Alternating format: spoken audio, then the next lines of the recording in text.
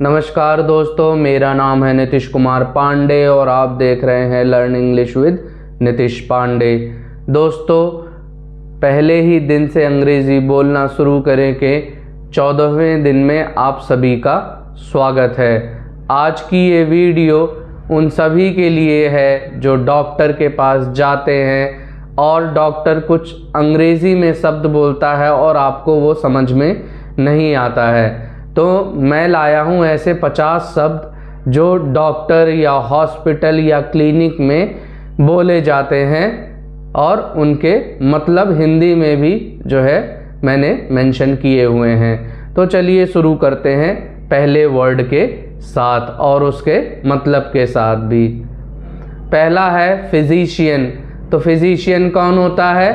आम तौर पर दवाई देने वाला डॉक्टर, जिसको हम चिकित्सक भी कहते हैं। अगला है सर्जन, मतलब ऑपरेशन करने वाला डॉक्टर। सर्जन कौन होता है? ऑपरेशन करने वाला डॉक्टर। इसको हम हिंदी में शल्य चिकित्सक भी कहते हैं। अगला है स्पेशलिस्ट, मतलब किसी खास बीमारी का विशेषज्ञ। जैसे कोई हार्ट की जो है हार्ट का डॉक्टर है, कोई फेफड़ों का डॉक्टर है, कोई किडनी का डॉक्टर है। तो हर एक जो है ऑर्गन के लिए, हमारे जो शरीर के अंग होते हैं उनके लिए एक अलग अलग डॉक्टर स्पेशली आते हैं, तो उनको स्पेशलिस्ट कहा जाता है। अगला है नर्स। नर्स कौन होती है?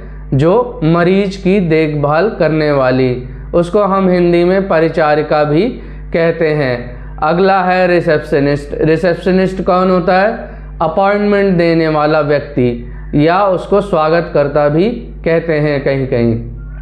अगला है पेशेंट। पेशेंट किसको कहते हैं? मरीज या रोगी को। अगला है प्रिस्क्रिप्शन, मतलब डॉक्टर के द्वारा लिखी गई पर्ची, मतलब जिस पर्ची पे डॉक्टर दवाई लिखता है ना, उसको जो है प्रिस्क्रिप्शन कहते हैं। अगला है डायग्नोसिस। डायग्नोसिस मतलब जैसे डॉक्टर आपको नहीं कहता जाके एक्सरे करवाओ या ब्लड टेस्ट करवाओ, तो उसको जो है डायग्नोसिस कहते हैं, बीमारी की पहचान करना। ठीक है। अगला है डोज। डोज मतलब दवाई की मात्रा। जब आपको डॉक्टर दवाई देता है तो कहता है कि एक सुबह या एक शाम को खानी है, तो उसको हम डोज बोलते हैं। अगला है क्लिनिक।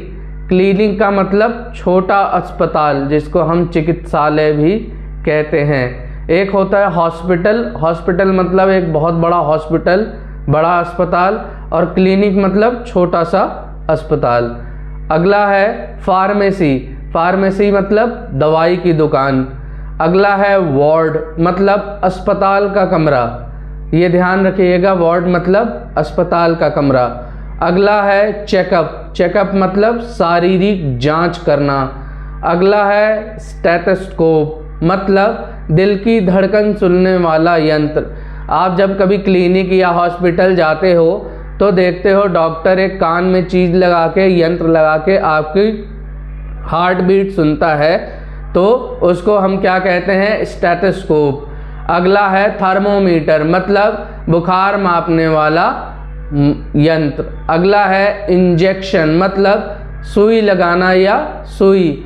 अगला है वैक्सीन, मतलब किसी चीज़ का टीका लगाना। वैक्सीन मतलब जैसे डेंगू का वैक्सीन आ गई है, मलेरिया की वैक्सीन आ गई है, अलग अलग बीमारियों की वैक्सीन आती है, मतलब टीका। अगला है फर्स्ट एड, मतलब प्राथमिक उपचार। जैसे किसी को पट्टी लगा देना या सुई लगा देना, जो छोटे मोटे काम होते हैं हॉस्पिटल में, उनको हम फर्स्ट एड कहते हैं। अगला है ऑइंटमेंट, मतलब मरहम लगाना। जैसे कहीं आपको जल जाता है या कहीं चोट लग जाती है तो आप थोड़ा सा मरहम लगा लेते हो, तो उस मरहम को इंग्लिश में क्या कहते हैं? ऑइंटमेंट।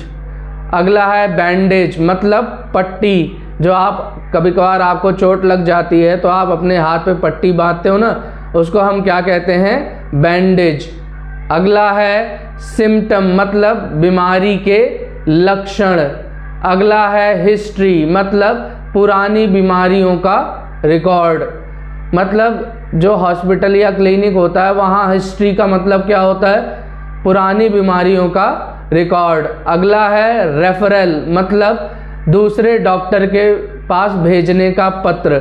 अब मान लो आप किसी हॉस्पिटल गए और आप वहाँ अपना इलाज नहीं करवा पाए, या उनके पास सुविधाएं नहीं है, या उतने अच्छे डॉक्टर नहीं हैं, तो कहते हैं ना कि उसने किसी और डॉक्टर के पास रेफ़र कर दिया या भेज दिया, तो उसको क्या कहते हैं? रेफरल। अगला है फार्मेसी, मतलब दवाखाना। अगला है इमरजेंसी, मतलब अचानक से आई मुसीबत या आपातकाल। अगला है फीवर, मतलब बुखार। उससे अगला है हेडेक, मतलब सिर दर्द। अगला है नौजिया। नौजिया को क्या कहते हैं? जी मतलाना या उल्टी जैसा लगना। अगला है डिजीनेस, मतलब चक्कर आना। अगला है कफ, मतलब खांसी। इससे अगला है स्नीज, मतलब छींकना। अगला है शोर थ्रोट, मतलब गले में खराश या दर्द। अगला है फैटीग, मतलब बहुत ज़्यादा थकान। उससे अगला है इंसोमेनिया, मतलब नींद ना आने की बीमारी। क्या कहते हैं इंसोमेनिया को? नींद ना आने की बीमारी को हम इंसोमेनिया कहते हैं। अगला है चिल्स, मतलब ठंड लगकर कपकपी छूटना। जैसे आप कभी कभार डॉक्टर से कहते हो ना कि डॉक्टर साहब बहुत कपकपी छूट रही है, तो उसको आप क्या कह सकते हो? चिल्स। अगला है कंजेशन। कंजेशन को हिंदी में क्या बोलेंगे हम? नाक या सीना बंद होना, मतलब जिसको आप जकड़न भी कहते हो। अगला है रैश या रैशेस भी कह सकते हो आप। त्वचा पर लाल निशान या शरीर पे जो कभी कभार लाल या अलग अलग कलर के धब्बे आ जाते हैं, तो उनको आप रैश या रैशेस कह सकते हो। अगला है स्वेलिंग, मतलब सूजन। उससे अगला है इन्फ्लेमेशन, मतलब जलन और सूजन।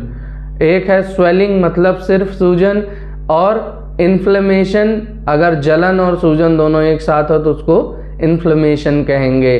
अगला है स्प्रेन, मतलब मोच आना। अगला है फ्रैक्चर, मतलब हड्डी टूटना। वॉमिट, मतलब उल्टी करना। अगला है डायरिया, मतलब दस्त लगना। अगला है कॉन्स्टिपेशन, मतलब कब्ज। अगला है शॉर्टनेस ऑफ ब्रीथ, मतलब सांस फूलना। अगला है चेस्ट पेन, मतलब सीने में दर्द होना या सीने में दर्द। अगला है इचिंग, मतलब खुजली। अगला है नंबनेस, मतलब सुन्न हो जाना।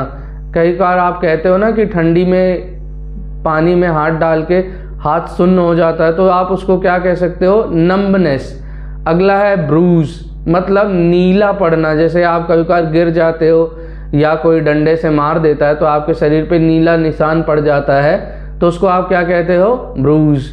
अगला है वीकनेस, मतलब कमजोरी। Thank you everyone for watching this video. Kindly like, share and subscribe to my YouTube channel, that is Learn English with Nitish Kumar Pandey. धन्यवाद।